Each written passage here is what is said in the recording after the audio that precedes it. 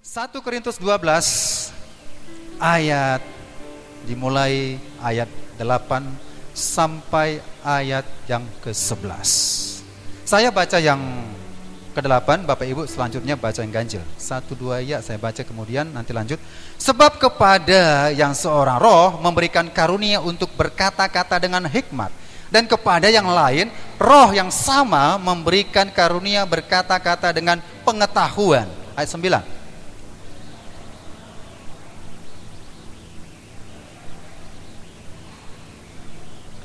Kepada yang seorang roh memberikan kuasa untuk mengadakan mukjizat, dan kepada yang lain ia memberikan karunia-karunia untuk bernubuat, dan kepada yang lain lagi ia memberikan karunia untuk membedakan bermacam-macam roh.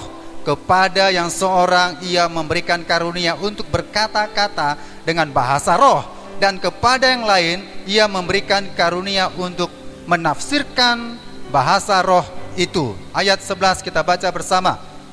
Tetapi semuanya ini dikerjakan oleh roh yang satu dan yang sama, yang memberikan karunia kepada tiap-tiap orang secara seperti yang dikehendakinya. Enggak semua, enggak umum. Artinya Bapak Ibu Saudara, saudara hadir semua ini, Tuhan berikan semua 9 karunia. Tidak. Masing-masing bisa 2, masing-masing bisa 1, masing-masing bisa 3. Belum pernah saya melihat 9 karunia itu ada begitu. Tapi ingat, minimal 1 pada umumnya itu glossolalia. Amin. Itu minimal, ya, tanda yang menyertai kita. Salah satu dari poin-poin 9 karunia itu glossolalia. Bukan berarti, Pak, kalau saya nggak punya karunia berarti aku nggak selamat. Bukan begitu maksudnya. Tetapi ini menunjukkan proses pertumbuhan iman kita. Dari percaya, ingat ya, Kristen bukan agama, tapi Kristen itu adalah pengikut Kristus, hubungan kita dengan Kristus. Kalau agama mentok, habis begitu aja, berhenti. Tapi Kristen itu berbicara hubungan spiritual kita dengan Tuhan. Dari percaya, masuk kedua bertobat, masuk ketiga lagi baptisan air, masuk lagi baptisan Roh Kudus. Maka itulah pintu karunia akan bekerja dalam kehidupan kita semuanya. Haleluya. Itu pengalaman spiritual. Berarti, Pak, kalau saya nggak ada begitu, begini, begitu, ya tidak bermaksud menghakimi, tapi cek dan introspeksi diri. Sekian tahun saya, tapi saya tidak ada karisma, kan begitu. Saudara, ya, karakter tanpa karunia itu agama. Paham ya? Saya baik, saya ramah, saya santun, saya rajin beribadah, memberikan persepuluhan. Baik ya, karakter. Baik ya, sapa orang, say hello, apa kabar gitu ya.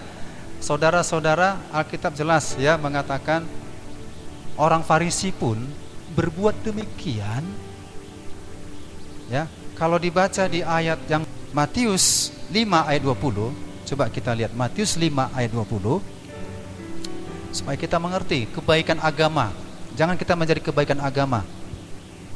Matius 5 ayat 20. Mari kita baca bersama.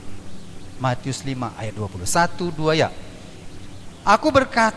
Maka aku berkata kepadamu, jika hidup keagamaanmu tidak lebih benar daripada hidup keagamaan ahli-ahli Taurat dan orang-orang Farisi, sesungguhnya kamu tidak akan masuk ke dalam kerajaan surga.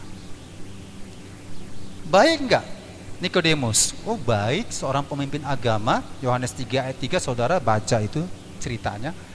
Tapi Tuhan tidak melayakkan dia masuk surga. Oh, enggak bisa. Aku pemimpin agama, Tentunya pemimpin agama memiliki karakter yang baik, reputasi yang baik, ya, pendidikan yang baik, pergaulan yang baik. Pasti juga karena dia pemimpin agama, kriteria seorang pemimpin agama 1, 2, 3, 4, 5 semua diikuti poin-poin dia baik. Itu kebaikan agama, ya, kebaikan agama. Jadi saudara-saudara, karakter tanpa karunia itu agama. Saudara harus mengerti, karakter tanpa karunia itu agama, sekedar agama. Ya, di Alkitab Titus, coba kita lihat lagi ya supaya kita tahu. Kitab Titus 3. Mari kita baca Titus 3 ayat 5, 1, 2 ya. Pada waktu itu dia telah menyelamatkan kita bukan karena perbuatan baik yang telah kita lakukan, tetapi karena rahmat-Nya oleh permandian kelahiran kembali dan oleh pembaharuan yang dikerjakan oleh Roh Kudus, bukan dikerjakan agama. Jadi kalau hanya sebatas baik, ya saudara, itu agama. Jadi tanpa karunia itu agama. Artinya karunia ini Roh Kudus yang bekerja dalam kehidupan orang percaya. Kebaikan kita bukan kita katakan karena kebaikanku Tuhan aku berkenan kepadamu, bukan karena kepintaranku Tuhan maka aku bisa, kan begitu. Semuanya karena Roh Kudus. Haleluya. Itu satu. Nah, ateis juga baik. Kita lihat Lukas 6:33. Supaya kita bisa membandingkan kebaikan-kebaikan yang dilakukan orang-orang yang tidak percaya kepada Yesus. Lukas 6 ayat 33. Kita baca bersama-sama 1-2 ya.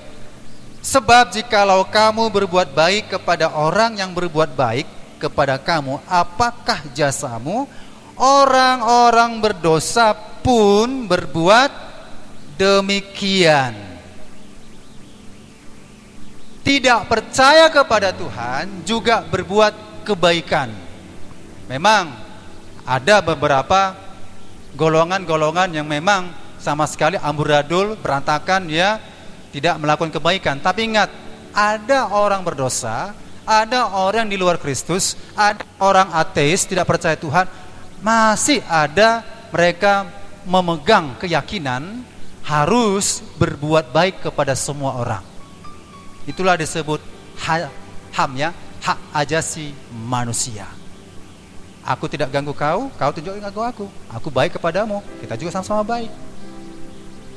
Tidak bermaksud ini yang disampaikan Tuhan. Ya, saudara harus mengerti.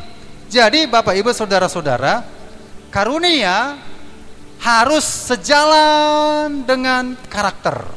Jadi karunia pertama tadi dikatakan, 1, berkata-kata dengan hikmat. Ini tidak diajari.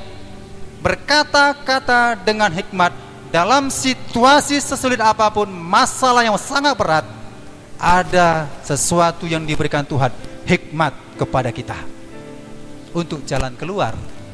Itu nggak dipelajari. Sesuatu hikmat diberikan Tuhan. Contohnya peristiwa yang dihadapi oleh Raja Salomo menghadapi dua ibu. Dua ibu ini mengaku sama-sama anaknya bayi, ya, bayi yang satu lagi meninggal dan yakini ini bayi saya. Itu Tuhan berikan hikmat kepada Salomo. Itu hikmat, ya, bukan hikmat dunia. Tapi ketika kita mengalami satu problem yang sangat sulit untuk dipecahkan, untuk diselesaikan, Tuhan berikan hikmat kepada kita. Amin. Itu hikmat, ya. Kemudian dikatakan lagi yang karunia selanjutnya, yaitu berkata-kata dengan pengetahuan. Pengetahuan di sini bukan pengetahuan matematika, IPA, biologi, bahasa Inggris dan sebagainya. Tapi dalam terjemahan lama dikatakan ini adalah perkataan marifat. perkataan marifat. Seseorang diberikan karunia perkataan marifat, Tuhan langsung memberitahu kepada kita keadaan situasi yang kita hadapi. Makanya jangan heran kalau ada orang yang menerima marifat dari Tuhan, dia bisa berkata, ibu yang duduk di belakang sana, ibu menghadapi masalah. Ibu yang, bapak yang di sebelah sana, yang pakai baju batik, nah, penyakitmu disembuhkan Tuhan. Tumor pasti hilang. Dari mana dia tahu? Itu marifat. Ya, tidak dipelajari. Tidak dipelajari. Marifat. Tahu, ketika ditanya konfirmasi, betul. Betul. Itu marifat. Makanya penting marifat ini, saudara-saudara, ketika kita melihat situasi, Tuhan berbicara, memberitahu keadaan seorang, keadaan situasi itu begini, begitu. Itu marifat, ya. Nah, kemudian roh yang sama memberikan iman. Iman ini bukan seperti yang kita pahami, iman yang seperti kita alami seperti ini, tidak. Tapi pada saat tertentu, iman ini sangat luar biasa bekerja, sampai memindahkan gunung pun bisa. Itu karunia iman. Aku percaya hari ini Tuhan menjawab doaku. Aku berdoa punya rumah, maka Tuhan menjawab, tahun depan aku punya rumah. Aku sudah lihat. Nah, itu iman. Ya, itu iman. Seperti Ibu Simanung Khalid kan pernah gitu ya. Aku percaya kereta itu pun, sepeda motor itu akan kembali. Ya udah, itu karunia iman. Kembalikan, kembali. Itu karunia iman terjadi. Ya, beda, bukan iman biasa. Tetapi iman tiba-tiba terjadi ketika kita menghadapi situasi. Iman itu bekerja dan kita yakin dalam spontanitas kita terjawab Tuhan secepatnya. Ya, itu iman. Kemudian karunia menyembuhkan. Menyembuhkan. Bapak Ibu Saudara, kita doakan seorang, orang tersebut sembuh. Sudah ngerti kalau karunia menyembuhkan. Karunia mengadakan mukjizat. Mukjizat ini ya tidak sama dengan keadaan situasi logika kita. Ya, seorang hamba Tuhan berdoa supaya hujan dihentikan, hujan pun berhenti. Hukum alam tidak berlaku. Itu karunia mukjizat. Kemudian karunia bernubuat. Dia tahu keadaan akhir zaman ini. Dia tahu keadaan 2 tahun lagi. Dia tahu keadaan 3 tahun, bahkan 5 tahun lagi. Kalau saudara dengar hamba Tuhan yang berkata demikian, saya sudah dengar ya. Kalau saya yakin saja, karena memang sudah karunia dia. Virus corona ini 5 tahun tidak akan berlalu. Ini nubuat dia ya, bukan saya. Saya sudah nonton. 5 tahun semua orang kena virus corona. Bagi yang divaksin, aman dan nyaman, tidak mematikan. Bagi yang tidak divaksin, ya, adu sakti, siapa lebih kuat. Jadi semua akan mengalaminya. Semua mengalaminya. Yang divaksin juga kena virus corona. Tapi ada perbedaan, ya, ada perbedaan. Semua akan kena dan sama seperti flu biasa. Pandemi ini akan berlalu dengan hanya dapat diatasi dengan daya tahan tubuh yang kuat, stamina yang kuat, saudara-saudara. Maka ini akan berlalu. Dan jenis virus ini akan sama seperti flu-flu biasa. Ya, kalau saya kan pernah kena gejalanya, entah benar entah salah, itu urusan dokter. Kalau saudara ya, ini poin-poinnya. Tenggorokan sakit menelan, sakit seperti ada duri, panas. Saya sudah ngalaminya. Ya. Kemudian hidung agak-agak, gitu. Saya sudah ngalaminya. Kemudian demam, sampai kompres. Akibat, ya mungkin dikatakan virus lah. Saya sudah ngalaminya. Demam, ya demam. Gak bisa tidur, tengah malam terbangun. Sudah saya alami. Dan kehilangan penciuman, gak bisa membedakan minyak wangi atau sepatu kaos kakinya itu udah bau. Kalau saya ambil kaos kaki yang bau itu, saudara, gak tahu saya itu wangi atau harum, gak tahu. Itu sudah saya alami 1 minggu. dokter bilang, Pak, Bapak sudah kena gejala COVID. Saudara, tapi terlintas dalam pikiran saya, enggak lah, ada Tuhan. Kan gitu kan? Harus pakai iman ya, ada Tuhan. Ada Tuhan. Enggak apa-apa. Saya jalani. Saya bekerja, ngajar, tapi enggak beritahu ke teman. Kalau saya beritahu ke teman, pasti semuanya akan menghindar. Ya. Ke sekolah ya pakai masker supaya jangan menular lah dengan teman-teman saya. Saya wajib pakai masker dari pagi sampai pulang, tetap pakai masker. Saya kan tahu diri saya ini terjangkit gitu, terjangkit. Tapi saya nggak mau imani itu karena COVID, mungkin karena yang dampak yang lain. Udah, nggak ada bawaan malas. Tapi pesan dokter, kalau sudah hilang rasa, mengecap dan sesak napas, itu sudah masuk ke tahap selanjutnya. Tanpa ragu lagi lah, kan gitu ya. Tapi saya beraktivitas, berdoa, tidak mau kalah, berolahraga lagi pun, lari 5 km, lari 10 km, jalani. Makan tak selera, saya makan aja lagi. Enggak, saya katakan enggak selera, enggak makan. Makan aja. Ya, waktu di kantin sekolah, saya lihat enak dimakan, sambal-sambal, cabai-cabai. Aduh, cuma saya bilang sama yang memberikan ini kan, Pak, jangan taruh cabai, lagi enak gitu, saya bilang. Saya mau makan, ya, yang biasa aja, sayur-sayur gitu. Padahal kalau saya perhatikan, saya pun nggak selera makan, tapi saya minta yang jangan sampai yang mengganggu tenggorokan. Ya saya makan. Minum air hangat, bawa termos, minum hangat, ya per jam minum air hangat, sebentar hangat. Nah, Bapak Ibu Saudara, rupanya kalau saya pikir-pikirlah, benar juga kata Daud Tony, virus corona akan sama seperti flu biasa, enggak mematikan. Amin. Tidak mematikan. Jangan saudara takut, nanti aku enggak mati. Yang mematikan kalau komplikasi dengan penyakit-penyakit yang lain. Saudara ada sakit paru-paru, asma dan lain-lain, maka virus corona itu berkolaborasi dengan penyakit-penyakit yang lama yang bawaan tubuh kita, akhirnya itulah mempercepat kita meninggal. Tapi kalau daya tahan tubuh saudara kuat, tidak ada masalah, nggak sampai lama. Ya, isolasi diri 14 hari, sembuh total. Amin. Ya, bukan sok hebat kita ya, bukan. Tapi saudara, daya tahan tubuh itulah yang mengalahkannya. Ya, itu nubuat, sudah disampaikan. Kemudian membedakan bermacam-macam roh. Kalau merasakan kehadiran roh lain, semua bisa. Kalau saudara bertemu dukun, saudara bisa merasakan rohnya ada yang berbeda. Tapi bukan itu maksudnya membedakan roh. Membedakan roh, saudara-saudara, dia tahu, ya, dia tahu di balik situasi ini ada roh yang mendalanginya. Ya, itu karunia membedakan roh. Doakan, tengkingkan, usir. Itu bisa dilihat.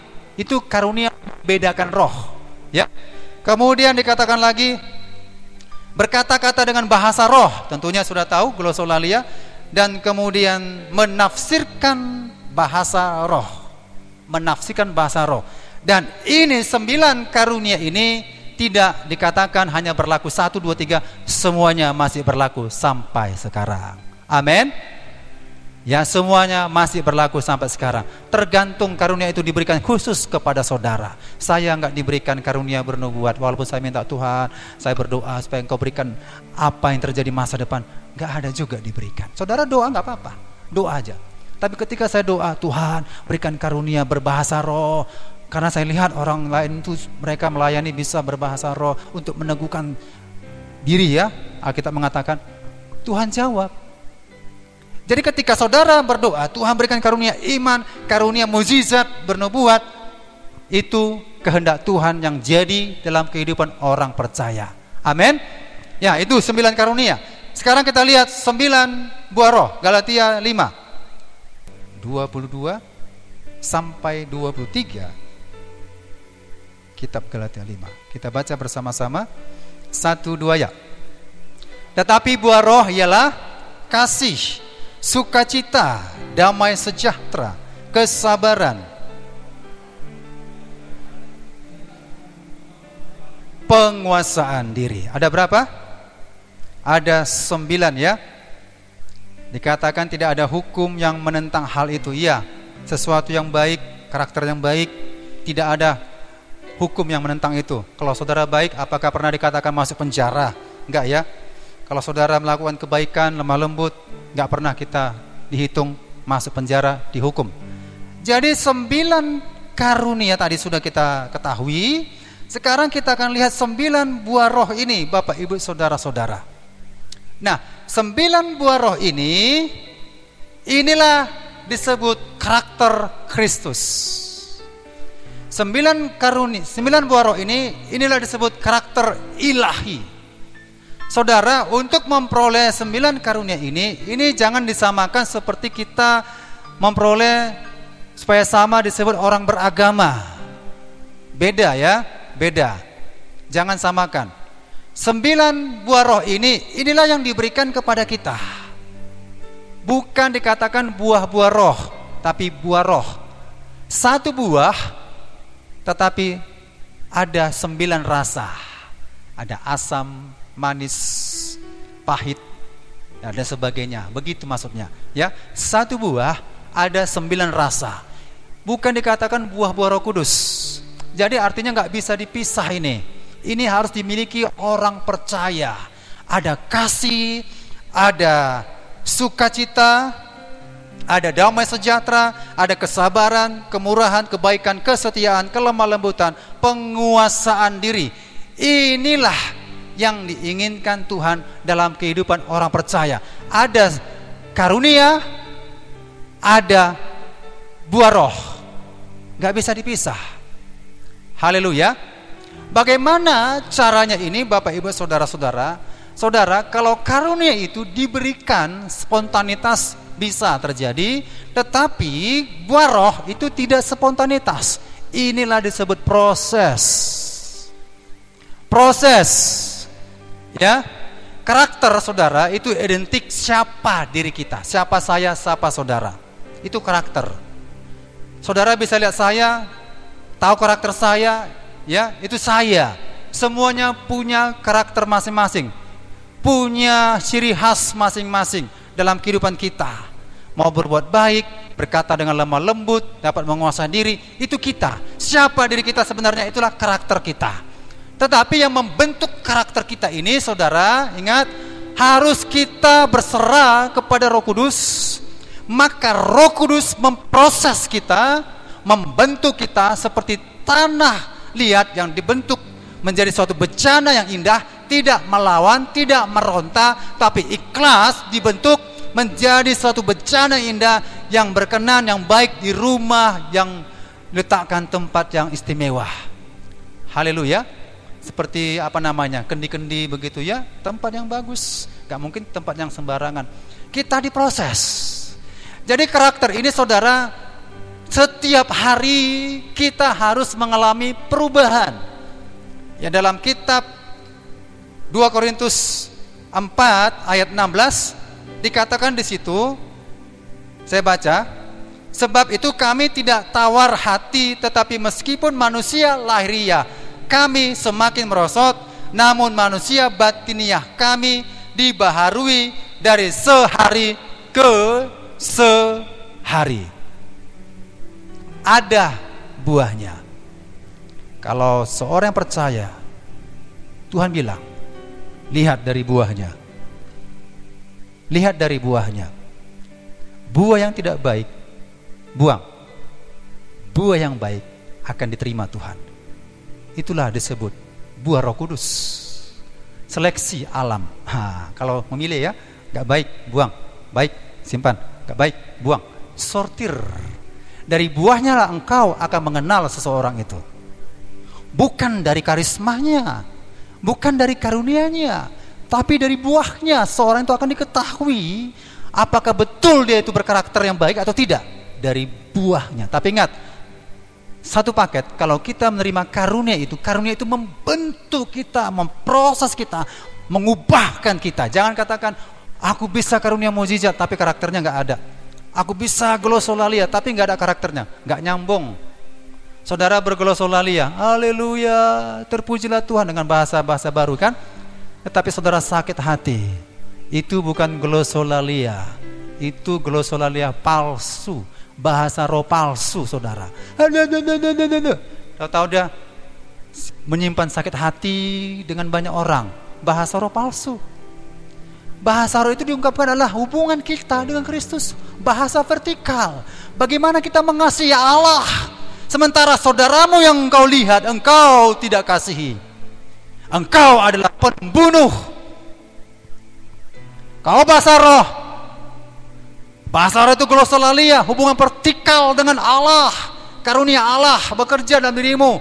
Hendaklah engkau mengasihi sesamamu. Itulah bahasa roh itu. Amin.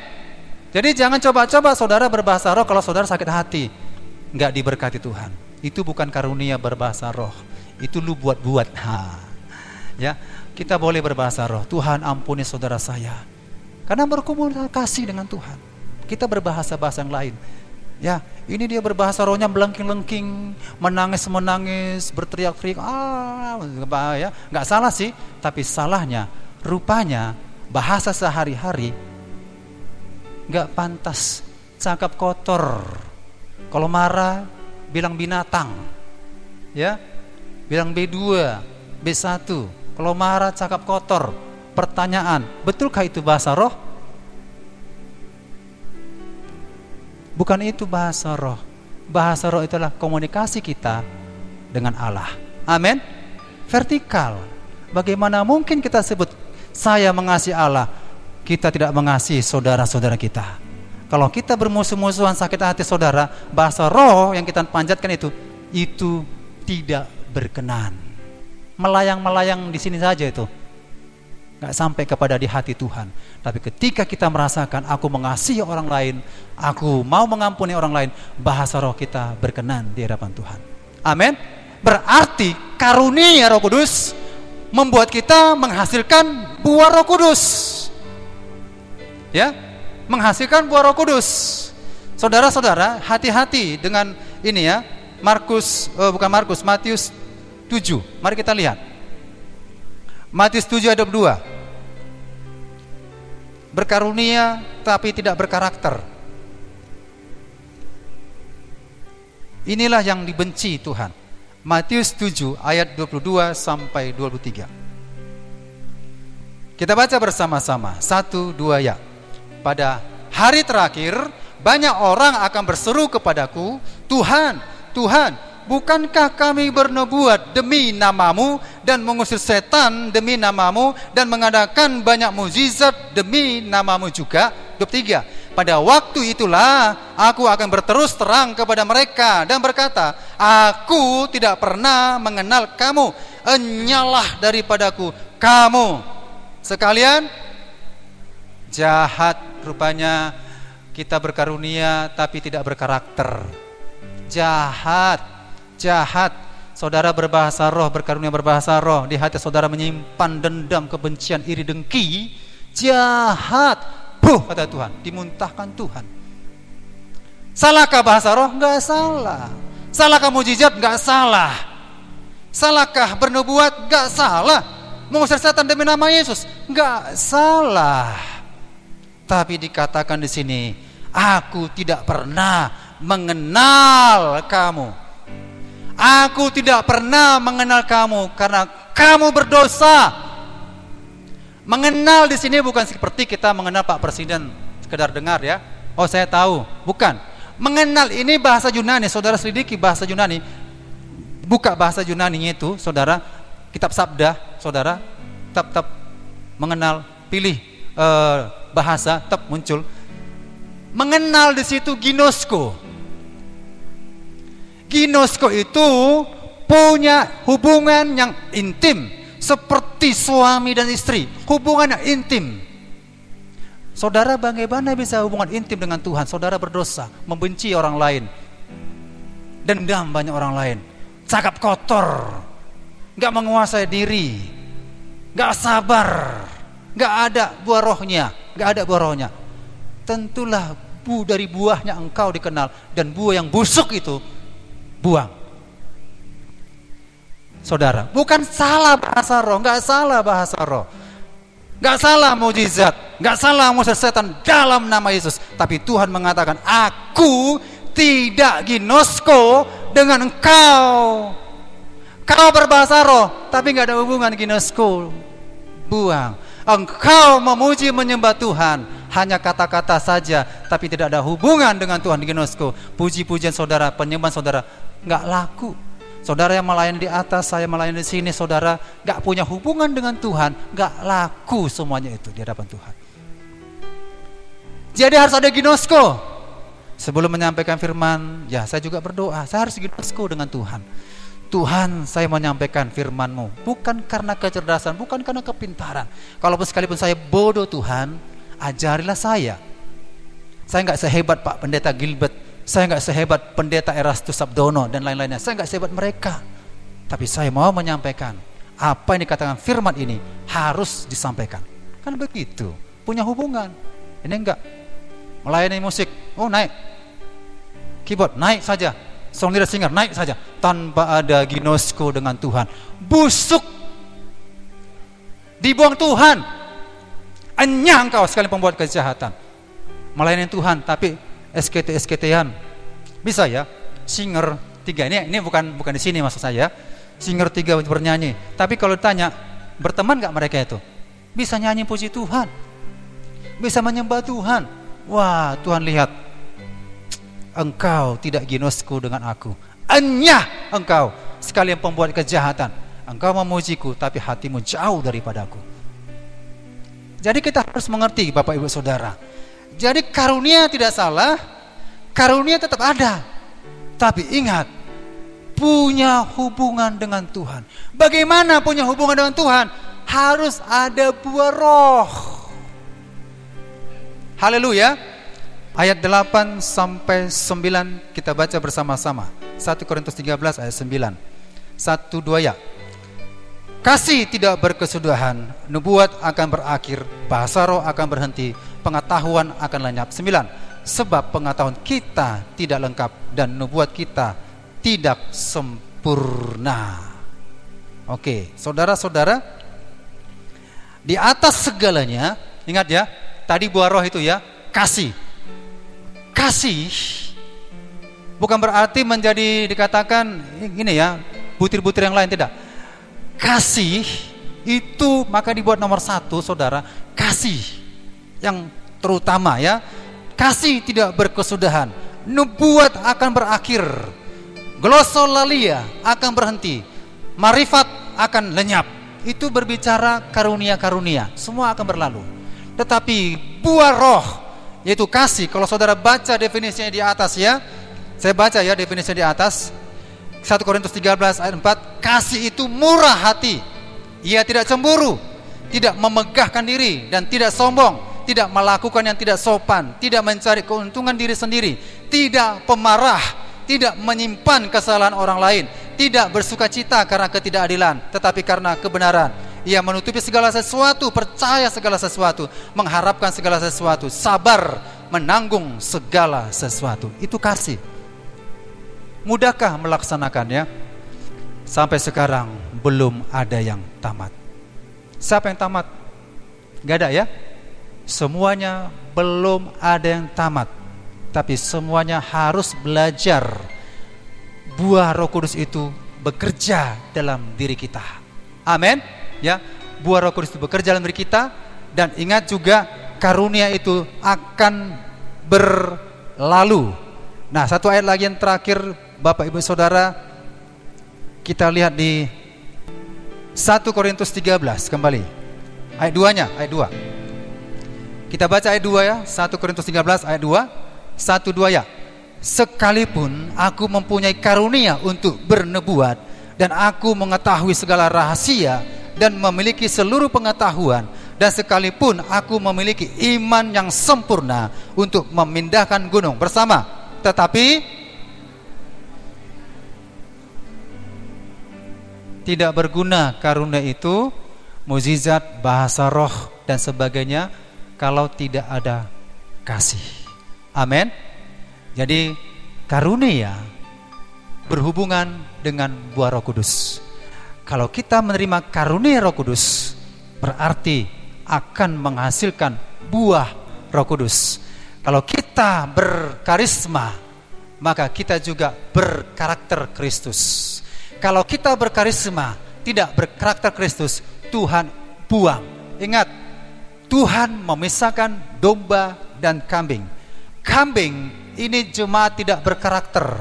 Domba adalah jemaat yang berkarakter, menghasilkan buah yang baik di hadapan Tuhan, menghasilkan buah. Itu domba, saudara-saudara. Tapi kambing sikapnya melawan, tidak patuh, berontak dan sebagainya, penentang dan sebagainya. Itu kambing. Tapi domba itu berkenan di hadapan Tuhan. Domba ini adalah sikap karakter Kristus. Karena Kristus adalah dombanya Allah, maka kita juga disebut domba-dombanya Tuhan juga. Amin. Demikian firman Tuhan. Tuhan Yesus memberkati kita. Mari kita bersama-sama, saudara yang memiliki karisma karunia atau memiliki panggilan daripada Tuhan, kita belajar supaya kita memiliki karakter ilahi dalam Kristus. Saya serahkan kembali kepada pemimpin pujian untuk menaikkan penyembahan kita.